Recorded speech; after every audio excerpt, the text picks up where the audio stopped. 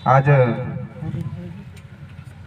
आदिवासी परिवार द्वारा लाल कृष्ण सरपोटा कालीबाई शहादत दिवस के उपलक्ष्य में उपस्थित यहाँ मेरे समाज के तमाम वडील, युवा साथी, कर्मचारीगण और साथ ही साथ माइनॉरिटी समाज से पधारे हुए सभी गणवीरों को इस कार्यक्रम के उपलक्ष्य में आपको लाख लाख जोहार अभिनंदन करता हूं। मेरे पूर्व वक्ताओं ने बहुत कुछ कह दिया है और बहुत कुछ समझा दिया है।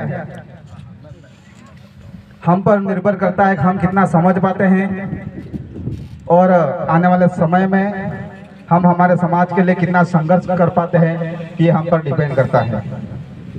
साथियों, एक वो दौर था जहां हमें शिक्षा छुप छुप के ग्रहण करनी पड़ती थी और आज एक ये दौर है जहां समय जरूर बदला है, लेकिन आज दौर जो चल रहा है, इस दौर में जो शिक्षा मिल रही है वो भी ऐसा ही लग रहा है कि हमें भी कहीं पैसों के बलबूते लेनी पड़ रही है, ऐसा लग रहा है।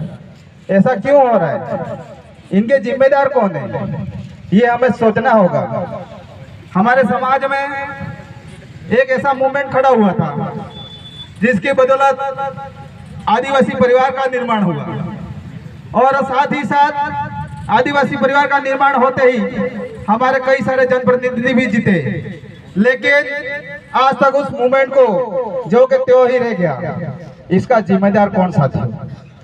आज हमें जरूरत है, हमारे समाज को जो जरूरत है, रिजर्वेशन की जरूरत है। अगर रिजर्वेशन हमें जनसंख्या के अनुपात मिले तो भी जरूरी है, और या 5th शेड्यूल के हिसाब से मिले तो भी जरूरी है, लेकिन मिले तो सही।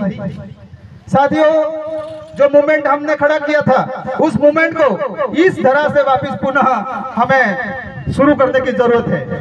एक तरफ हमारे जनप्रतिनिधि जितने भी जीते हुए हैं वो लोकसभा और विधानसभा में हमारी आवाज उठाए, हमारा रिजर्वेशन को लेकर बुलंद आवाज करे, और दूसरी तरफ समाज की ओर से भी हमें ये मूवमेंट खड़ा करने की जरूरत है। आज साथियों, हमें बैठे बैठे नहीं मिलने वाला है, हमें कुछ भी नहीं मिलने वाला है। जब तक हम दोनों तरफ से संघर्ष नहीं करेंगे, हमारे आने वाली पीढ़ी के लिए कुछ नहीं मिलेगा।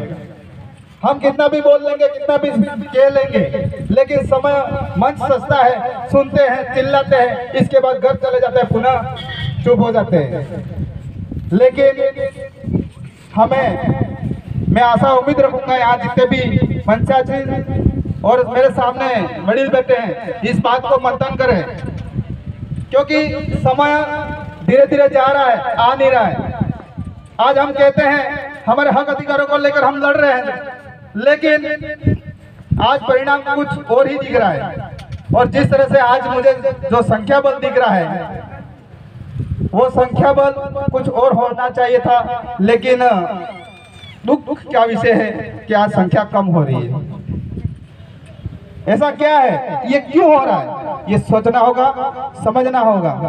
और मैंने कुछ ज्यादा कह दिया हो इस मौके पर तो मुझे माफ करें, लेकिन हम जब तक सच्चाई नहीं बोलेंगे और सच्चा नहीं कहेंगे, तब तक लगता है हमारे कान खुलने वाले नहीं है।